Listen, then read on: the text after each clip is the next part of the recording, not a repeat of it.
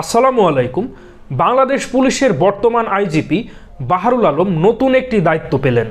অর্থাৎ বর্তমান আইজিপি বাহারুল আলম তিনি পুলিশ প্রধান হিসেবে দায়িত্ব পালনের পাশাপাশি নতুন একটি দায়িত্ব পালন করবেন। পুলিশের বর্তমান আইজিপি বাহারুল আলমকে বাংলাদেশ কাবাডি ফেডারেশনের নতুন সভাপতি হিসাবে নিয়োগ দিল জাতীয় ক্রীড়া সংস্থা। গত 4 ডিসেম্বর জাতীয় ক্রীড়া পরিষদের সচিব মোহাম্মদ আমিনুল ইসলাম স্বাক্ষরিত এক প্রজ্ঞাপনে বলা হয়, বাংলাদেশ কাবাডি ফেডারেশনের বর্তমান সভাপতি পুলিশের সাবেক আইজিপি মোহাম্মদ ময়নুল ইসলামকে সরিয়ে বাংলাদেশ কাবাডি ফেডারেশনের অ্যাডহক কমিটির নতুন সভাপতি হিসাবে নিয়োগ পেলেন পুলিশের বর্তমান আইজিপি বাহারুল আলম।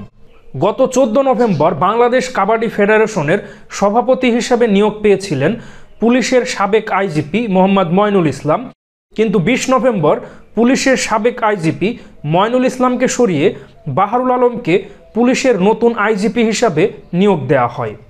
অনেক বছর ধরেই বাংলাদেশ পুলিশের মহাপরিদর্শক বা আইজিপিকে বাংলাদেশ কাবাডি ফেডারেশনের সভাপতি হিসাবে নিয়োগ দিয়ে আসছে সরকার। যেমন সাবেক আইজিপি মোহাম্মদ ময়নুল ইসলাম, চৌধুরী আবদুল্লাহ আল মামুন, বেনজির আহমেদ, এনারা কিন্তু বাংলাদেশ কাবাডি ফেডারেশনের সভাপতি ছিলেন।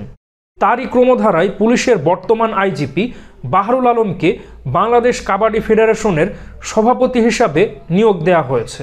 এই কাবাডি ফেডারেশনের কাজ হচ্ছে জাতীয় কাবাডি প্রতিযোগিতা আয়োজন করা এবং কাবাডি খেলা পরিচালনা করা।